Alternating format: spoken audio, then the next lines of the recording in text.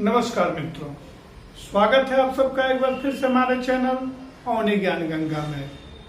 आज मैं फिर हाजिर हूँ एक नई वीडियो के साथ और नई जानकारी के साथ। तो आप अंत तक वीडियो में बने रहिए और जानेंगे। आज हम लोग संधि में चल रहा था, तो पिछली बार वीडियो में हमने पढ़ा था अयाद संधि के बारे में।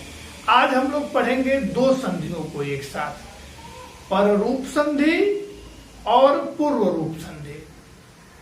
तो आइए शुरू करते हैं। आप वीडियो को अंत तक देखें और अगर वीडियो पसंद आए तो लाइक करें, कमेंट करें, शेयर करें। और हाँ, अब तक अगर आपने हमारा चैनल सब्सक्राइब नहीं किया है तो लाल बटन दबा के सब्सक्राइब जरूर करें।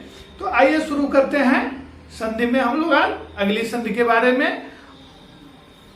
और अगली संधि है पर रूप संधि।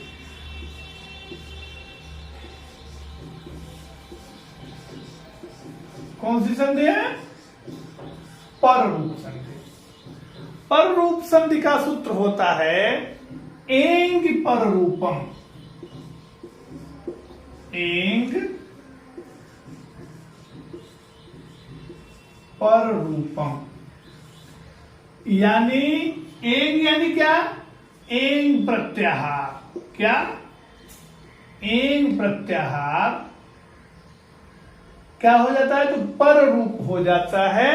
एंग यानी क्या? तो ए और ओ। यानी ये सूत्र कहता है कि यदि जो पूर्व पद है वह उपसर्ग हो। पूर्व पद क्या हो?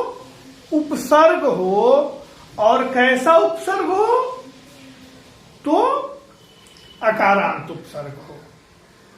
पूर्व पद क्या हो? उपसर्ग हो। और कैसा उपसर्ग हो? तो अकारांत उपसर्ग हो।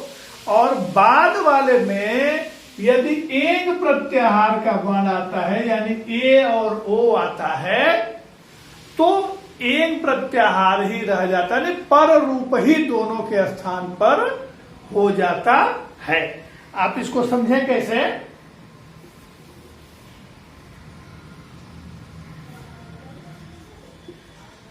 पूर्ववर्ण, परवर्ण और आदेश। तो कहता है ये सूत्र कि पूर्व में अकारांत उपसर्ग हो। क्या हो? अकारांत उपसर्ग हो। और बाद में एंग प्रत्याहार। एंग प्रत्याहार यानी क्या? ए और ओ में से कोई हो, तो दोनों के स्थान पर ए और ओ आदेश हो जाता है। ये कौन सी संधि है? तो एंग पर रूप संधि यानी पर रूप संधि। अब यहां ये जैसे अभी आपने गुण में पढ़ा कि ओ या आ के बाद ई या ई आए तो ए हो जाता है, या अयादी में पढ़ा तो ये वृद्धि में पढ़ा ओ या आ के बाद ए या ऐ आए तो ऐ हो जाता है। ओ या ओ आए तो औ हो जाता है।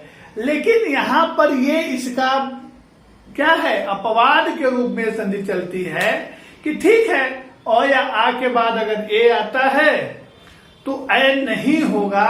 होगा कि नहीं होगा, इस पर अगर हम करें तो वृद्धि में होता क्या है कि ओ या आ के बाद अगर ए आए तो ऐ हो जाता है।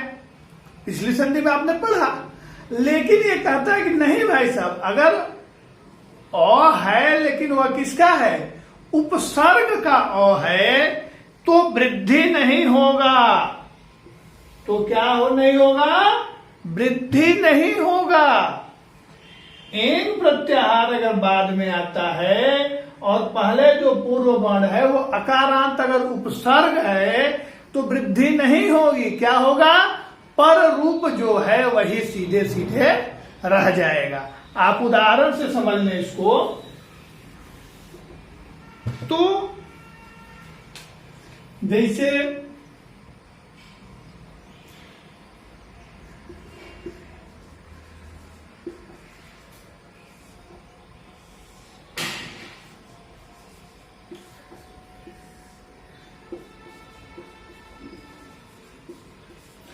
आप यहां देखेंगे कि जैसे मान लीजिए प्र उपसर्ग है और एजते, तो ये क्या बन जाता है? प्रेजते। यहां अ उपसर्ग है और बाद में ए है, तो नियम के अनुसार, वृद्धि के अनुसार तो वृद्धिरादेश है, लेकिन यहां वृद्धिरादेश नहीं काम करेगा। प्र का जो अ है वह क्या है? तो उपसर्ग का अ है, इसलिए एंग पर रूपम से ए आदेश हो जाएगा। क्या आदेश हो जाएगा? ए आदेश। ऐसे ही उपधन पोषत, उपोषत, यहां भी देखिए अ है और अ के बाद ओ है, तो यहां भी अ किसका है? अकारांत उपसर्ग का अ है, इसलिए यहां भी ओ ही आदेश हो जाएगा। यानी कि पररूप संधि ये कहता है कि यदि एक प्रत्याहार बाद में आता है ठीक है, लेकिन पहले अगर उपसर्ग का अकारांत है तो यहां पर वृद्धि नहीं होगी, बल्कि जो पर रूप है यानी एक प्रत्याहार ही आदेश हो जाएगा। और इसीलिए इसको क्या कहते हैं? पर रूप संधि, यानी दूसरा वाला ही पहले पर अध्यारोपित हो जाता है।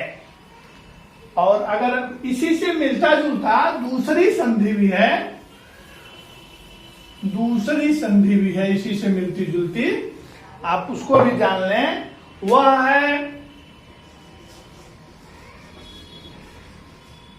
पूर्व रूप संधि। क्या है? तो पूर्व रूप संधि है। तो पूर्व रूप संधि का क्या है? तो पूर्व रूप संधि का सूत्र है एंग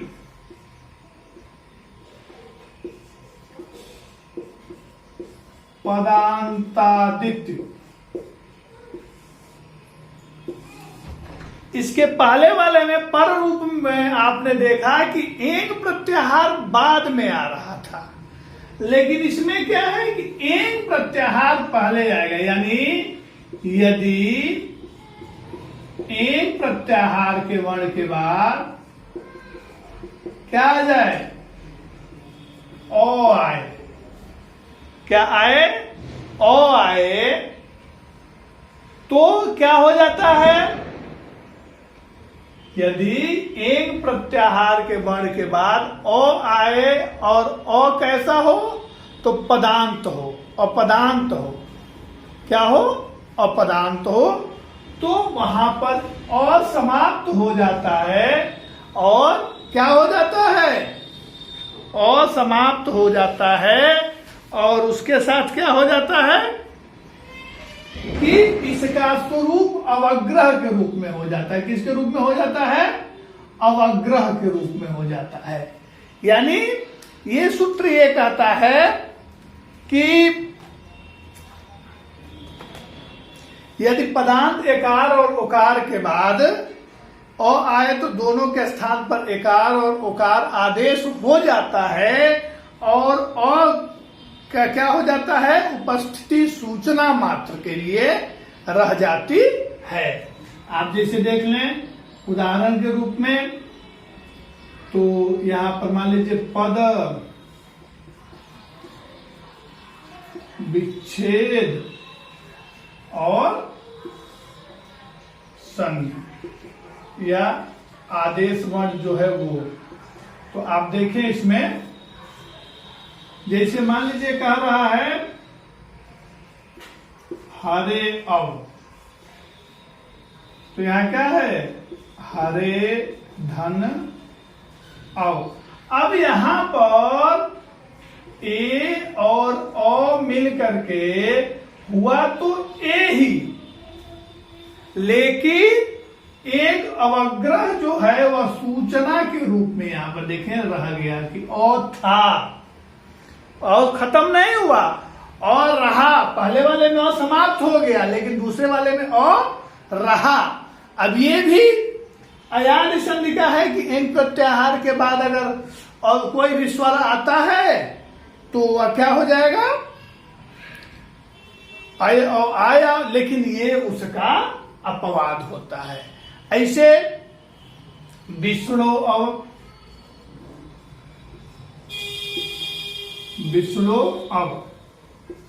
यानी विष्णुधन अब, ये भी क्या है, ओ है और अ है, यहां भी आदेश तो ओ ही होगा लेकिन अवग्रह इसके साथ जुड़ जाता है। तो ये कौन सी संधि है, पूर्व रूप संधि है, यानी इसमें पहला ही आदेश हो जाता है, दूसरा आदेश नहीं रहता, दूसरा मात्र सूचना मात्र भर के लिए रह जाता है। और इस वीडियो में इतना ही। इसमें हमने पढ़ा पूर्व रूप, पर रूप और प्रकृति संभाव संधि। तो स्वर संधि के जो प्रकार रहे वो अब तक हमने इसमें जान लिया। अगली वीडियो में हम लोग फिर से व्यंजन संधि के साथ उपस्थित होंगे। और अगर वीडियो आपको अच्छी लगे तो लाइक करें, कमेंट करें, शेयर करें। और अब तक अगर आपने चैनल को सब्सक्राइब नहीं किया है तो सब्सक्राइब जरूर करें। मिलते हैं अगली वीडियो में नई संधि के साथ। नमस्कार।